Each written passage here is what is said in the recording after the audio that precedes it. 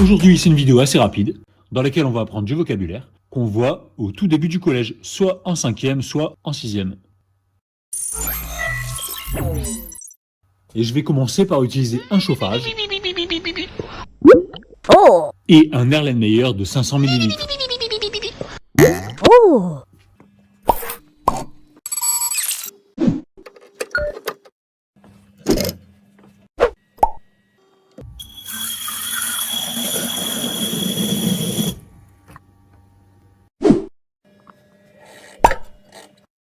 Cette eau du robinet, en fait, je vais la porter à ébullition.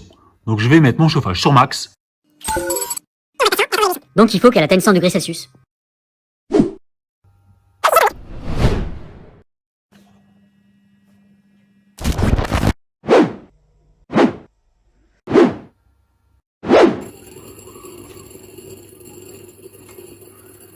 Ce qui est important de remarquer, c'est que mon Erlenmeyer, en fait, il est à peu près propre.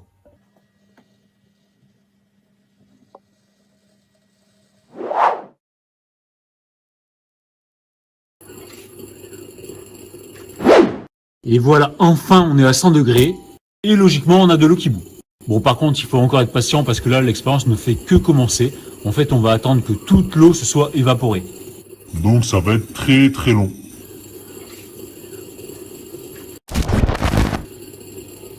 Alors, comme on s'ennuie un peu, on peut regarder un truc. C'est que mon chauffage, il est encore sur max. Mon eau, elle est en train de bouillir. Ça fait plusieurs minutes. Mais ma température, elle est restée bloquée à 100 degrés. Et oui, l'eau liquide, ça peut pas dépasser 100 degrés. Si je la chauffe plus fort que 100 degrés, en fait, ça devient de la vapeur. Et là, mon thermomètre, il est dans l'eau liquide. Même si je chauffe pendant une demi-heure, ça va rester à 100 degrés. Et là, on a la preuve. Bon, comme c'était très long, j'ai coupé la vidéo. Et là, après 40 minutes de chauffage, on arrive presque au bout.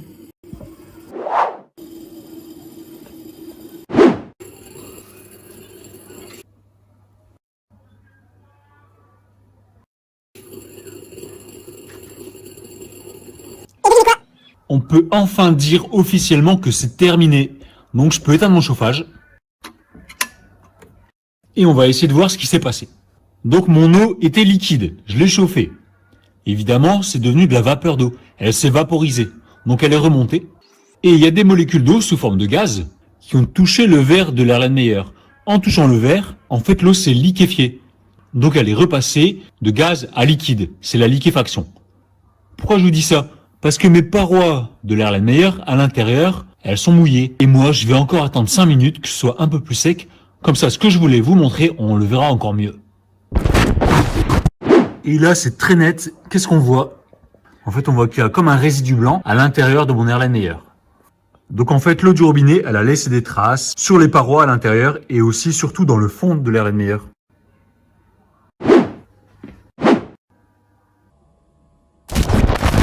Bon, tout ça pourquoi? Eh bien, en fait, tout ça pour dire que dans l'eau, si on la regarde, on a l'impression que c'est que de l'eau. Mais en fait pas du tout. Dans une bouteille d'eau ou dans l'eau du robinet, il y a des molécules d'eau, H2O, mais il y a aussi plein de minéraux. D'ailleurs, si on regarde l'étiquette d'une bouteille d'eau, c'est écrit. On voit bien, il y a du magnésium, du calcium, Etc. Donc pour conclure, on doit retenir que dans l'eau, même si on ne le voit pas, à l'échelle microscopique, il y a des molécules d'eau, mais pas que. Donc à l'échelle microscopique, l'eau c'est un mélange de plusieurs éléments. Pour la deuxième partie de l'expérience, je vais aller chercher du nouveau matériel.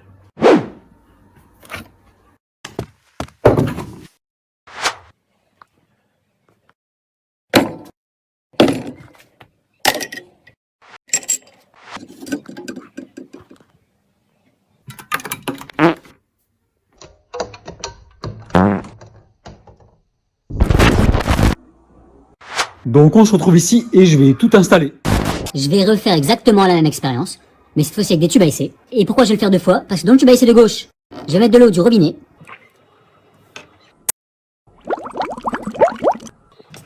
Et dans le tube à essai de droite, je vais mettre ça. C'est de l'eau déminéralisée. Donc de l'eau de laquelle on a retiré les minéraux.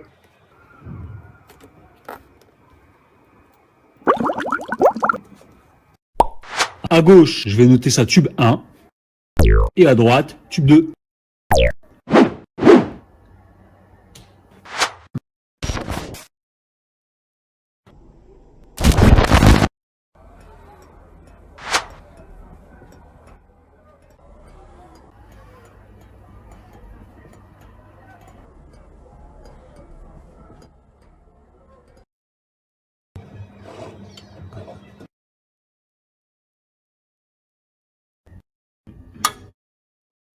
Voilà, l'expérience est terminée.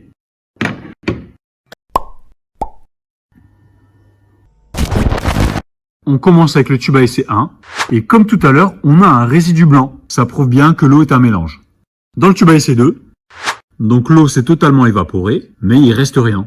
Voilà, si on compare les deux, il y a une vraie différence. Alors comment ça s'appelle quand c'est pas un mélange? Eh bien, ça s'appelle un corps pur. Donc pour les mots à retenir, l'eau du robinet, elle contient des molécules d'eau, mais aussi d'autres choses.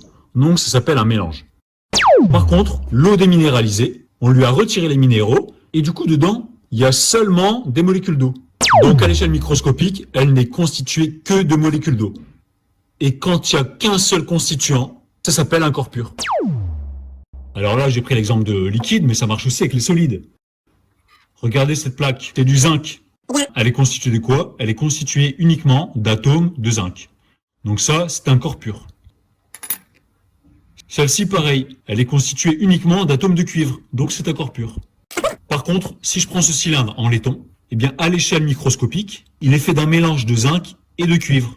En fait, on a mélangé ces deux métaux. Donc le laiton, il contient à la fois des atomes de zinc et à la fois des atomes de cuivre.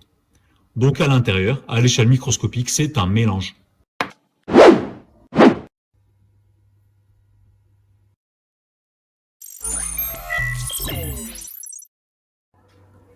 On continue la vidéo avec une nouvelle partie, et donc j'aurai besoin encore de nouveaux matériaux.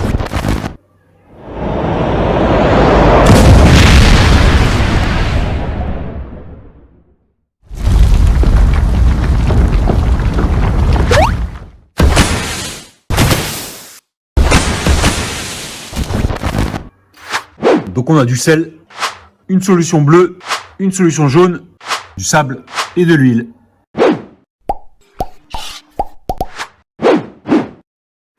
Alors je vais commencer par prendre ma pipette et dans un tube à essai, je vais mélanger la solution jaune avec la solution bleue.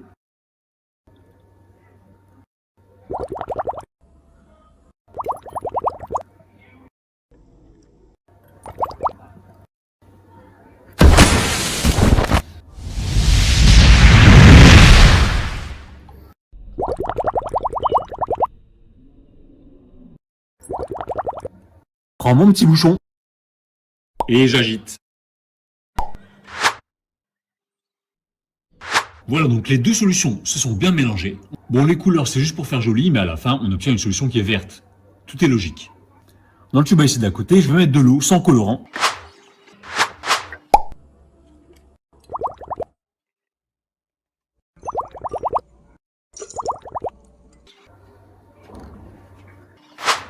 Et je vais y ajouter de l'huile.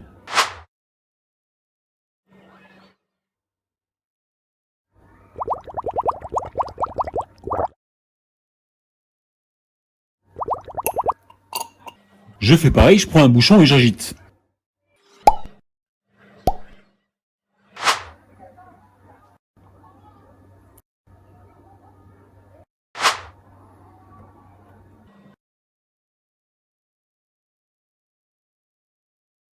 Et voilà, on s'y attendait, là, l'eau et l'huile ne se mélangent pas. Donc résultat, nouveau mot de vocabulaire, les deux solutions jaune et bleue, elles peuvent se mélanger, on dit qu'elles sont miscibles. En revanche, l'eau et l'huile ne peuvent pas se mélanger. On dit que les deux liquides sont non miscibles. Donc ici, dans le tube de droite, on sait que c'est un mélange parce qu'il y a plusieurs éléments, mais à l'œil nu, on voit qu'un seul constituant. Et quand il n'y a qu'un seul constituant, on appelle ça un mélange homogène. Ici par contre, à l'œil nu, on arrive à distinguer les différents constituants. On a en bas l'eau et en haut l'huile. Donc ici on voit deux phases distinctes. Et quand à l'œil nu, on arrive à distinguer les constituants d'un mélange, on appelle ça un mélange hétérogène. Donc à droite, on a dit mélange homogène et à gauche, mélange hétérogène.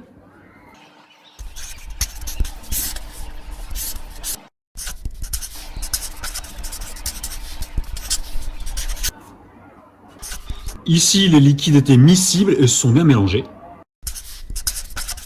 Par contre, dans le deuxième cas, les solutions ne se sont pas mélangées et donc on a dit qu'elles étaient non miscibles.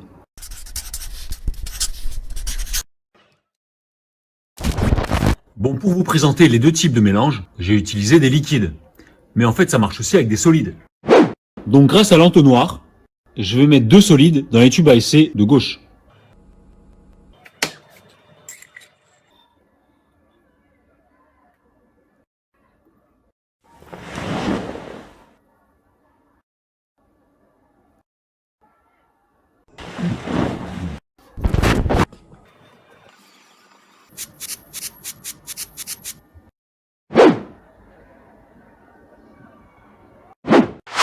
Et maintenant, simplement, je vais y ajouter de l'eau.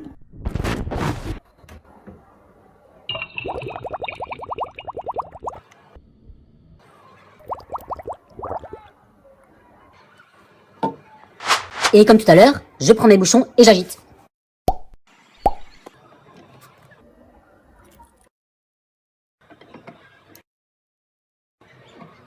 Et si on regarde le résultat de près, on voit qu'à gauche, le sel a disparu. Donc à l'œil nu, on ne peut pas distinguer les constituants. Donc on a un mélange homogène. Ici à droite, le sable il n'a pas disparu. Donc à l'œil nu, je peux distinguer les deux constituants. Donc là, on a un mélange hétérogène. Donc là, pour résumer, dans mes 4 tubes à essai, à chaque fois, j'ai mis 2 éléments. Donc à chaque fois, ce sont des mélanges. J'ai 2 mélanges homogènes et 2 mélanges hétérogènes. Par contre, là, dans mes tubes à essai, j'ai 0 corps pur. Puisqu'on rappelle qu'un corps pur, c'est quand il n'y a qu'un seul constituant, même à l'échelle microscopique. Et là, ce n'est pas le cas. À chaque fois, j'ai mis au moins 2 éléments. Et maintenant, il nous reste encore 2 mots de vocabulaire à apprendre. Ici, dans mon tube à essai de gauche, j'ai mélangé de l'eau et du sel. On a bien vu, quand j'ai agité, le sel il s'est dissous. Donc dans ce cas-là, l'eau m'a permis de dissoudre le sel. Donc on appelle ça un solvant. Donc dans mon exemple, l'eau, c'est un solvant. Un solvant, c'est un liquide qui permet de dissoudre un solide. Donc l'eau ici, c'est un solvant. Et le sel, c'est quoi? Eh bien, le solide qui va se dissoudre dans l'eau, on appelle ça le soluté. Donc l'eau, c'est le solvant, le sel, c'est le soluté. Et l'ensemble, quand je réunis les deux, ça forme une solution. Voilà, je suis désolé, ça fait beaucoup de mots de vocabulaire. Et maintenant, on va en craquer.